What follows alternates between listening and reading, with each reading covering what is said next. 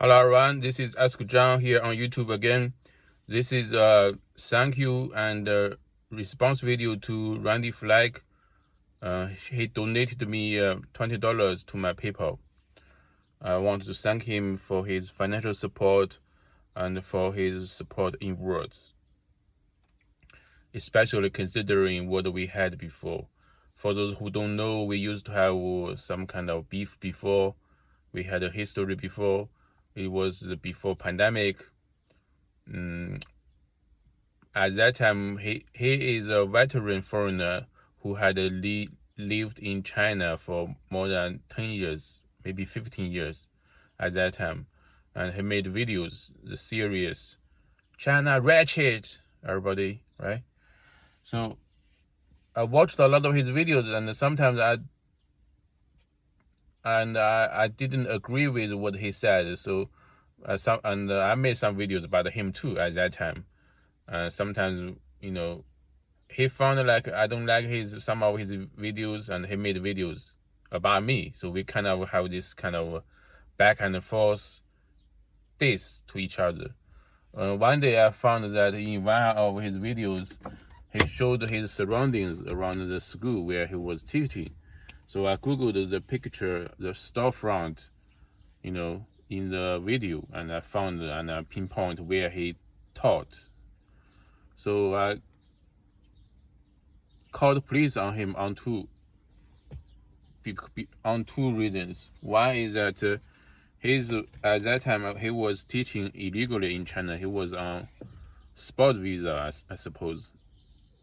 You should have a working visa, right? He didn't have that working visa at that time. Number two is that he talked about he spoke very bad about China on some issues. He spoke, derogatively about the Chinese women. He talked about all the affairs he had with Chinese women, which he shouldn't be doing as a teacher, right? I think the police went to the school, talked to the supervisor, and the school fired him. Mainly because I think it's because he didn't have the working visa. So after that, he tried Thailand, taught there for a very brief time, and failed. After that, he went back to Shanghai. I think he tried the novel, writing some, having some podcast, right? Black Panther, American Nightmare, stuff like that. But it didn't succeed, I think. So after the pandemic, he first went back to America, and after, all his family went to America. Now, I think he's living happily in America. But he found my video. Actually, I think he kept watching my video. And, he think like I earn very little doing gig jobs. So he donated me and told people to subscribe to my channel, to watch my video. So that's a very big heart of him. And because of him, it reminds me of the people that I used to talk about before. And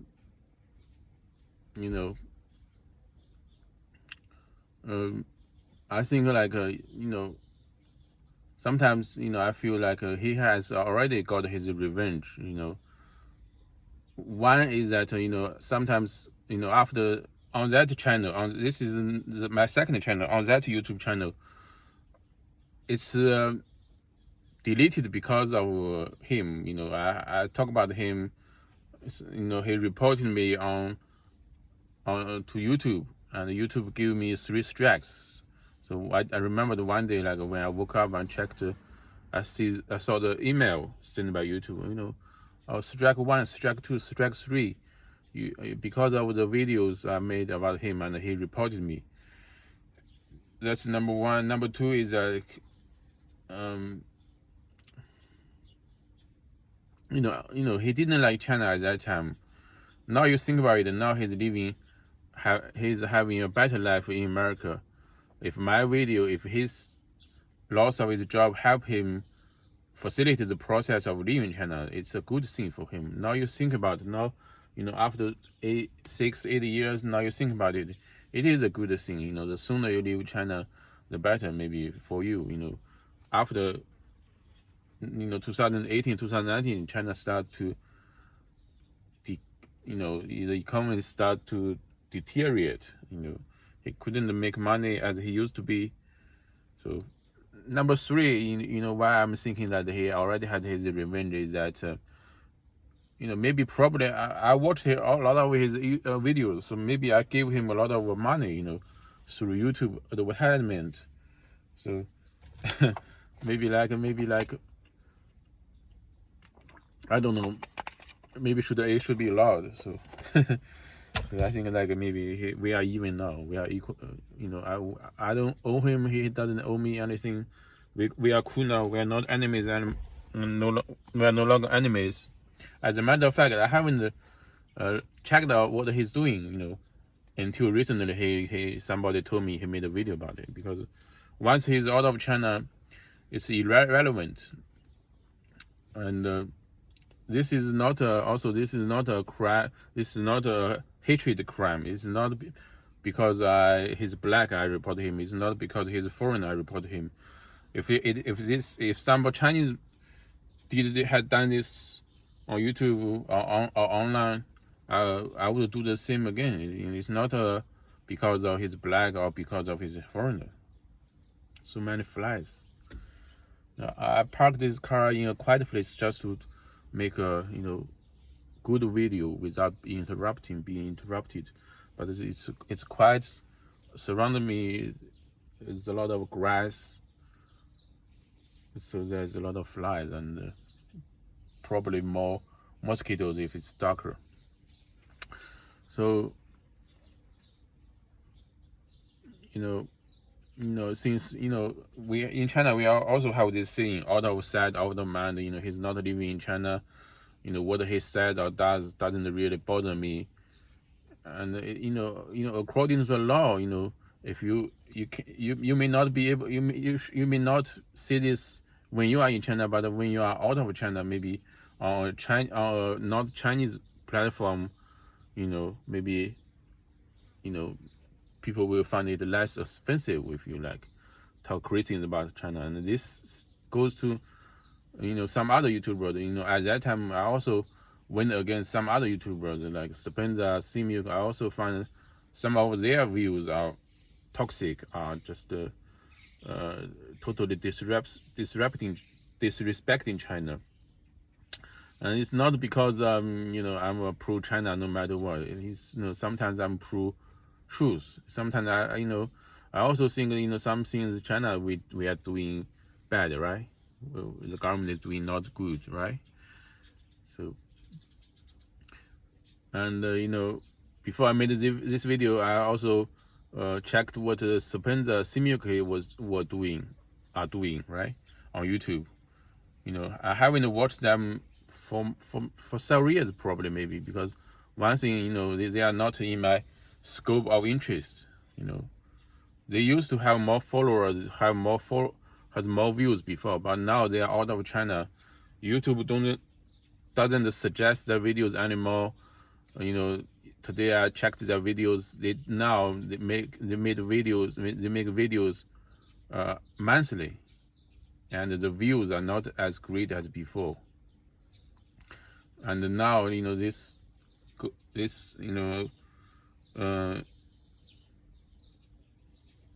makes me think about another topic. Is now the sector has changed.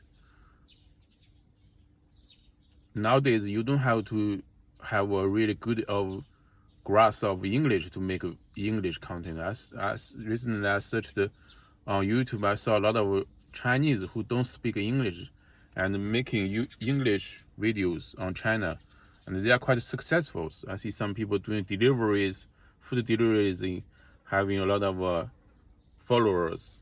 I see somebody who in the 40s, 50s doing some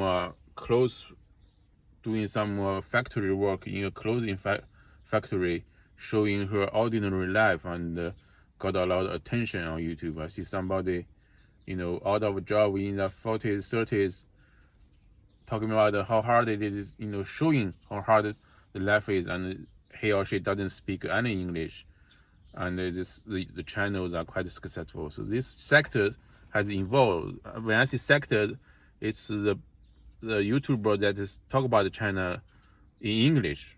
Before it's mostly foreigners talking about China. Now I see more Chinese brothers and sisters doing the same thing, right? And they don't speak English. They don't have to speak good English. Nowadays with AI, you can use the AI generated voice to have a good storytelling, effect. Several years ago, I see a lot of channels like China Observer, China Uncensored stuff, channels like that.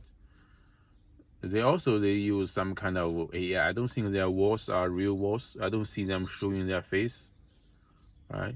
They probably speak this in Chinese first, and then you use some software or app to generate, to translate and generate English voices. So this sector has changed. Maybe another thing is that now many people they use TikTok more than YouTube. 6 years ago, 8 years ago, not a lot of people were using TikTok, I suppose. But it's hard for Chinese to use TikTok. You not only have to have a VPN, you also have to have a designated phone for TikTok. If this phone have your Chinese SIM card in it, it doesn't work. So it's difficult for me to use TikTok. I haven't have a YouTube account yet. It's difficult. You can only use it on with Wi-Fi. You cannot insert a SIM card or eSIM card, because TikTok will detect, they are from China. They don't show you the content.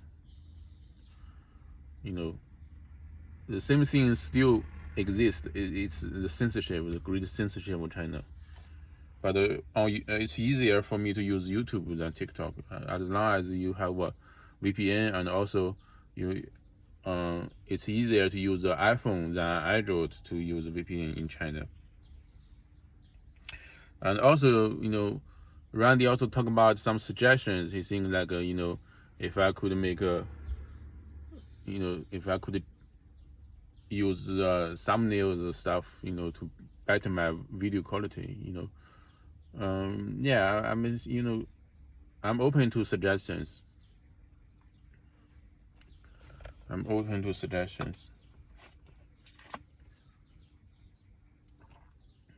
Oh, another thing, he talked about maybe sometimes he has a toy business and maybe he needs some advice from me.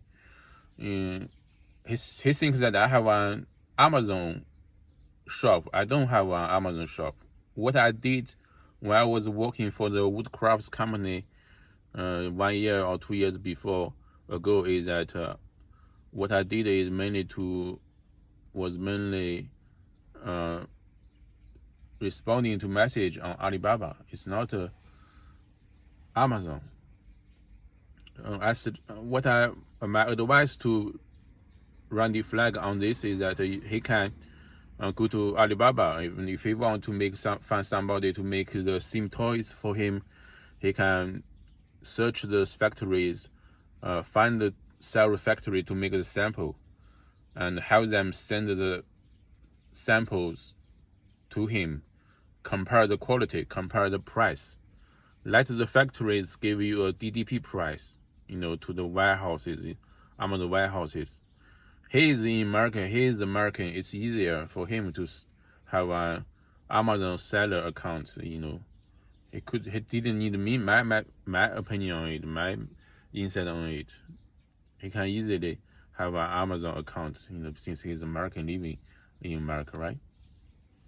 And sometimes if he is not sure about the quality, he could send some third-party inspection company to inspect the products before shipping, right? If he wants me to do this, he can hire me to do this too. I could go to the factory and check the quality of the products, unbox the products, check the quality, and let them, you know, tell Randy Flagg if this factory is okay, is good, if this batch of products are good, you know. And another thing, he talked about the, I didn't receive the, in one of my videos I talk about I worked for a company for 1 day driving and doing translation service for them day and night, and they didn't pay me. The recent development is that several days ago, the boss contacted me and gave me 200 yuan. He first asked me how much. I said 100 is okay. He said no, it's not enough, and he gave me 200, right? So this is the latest development.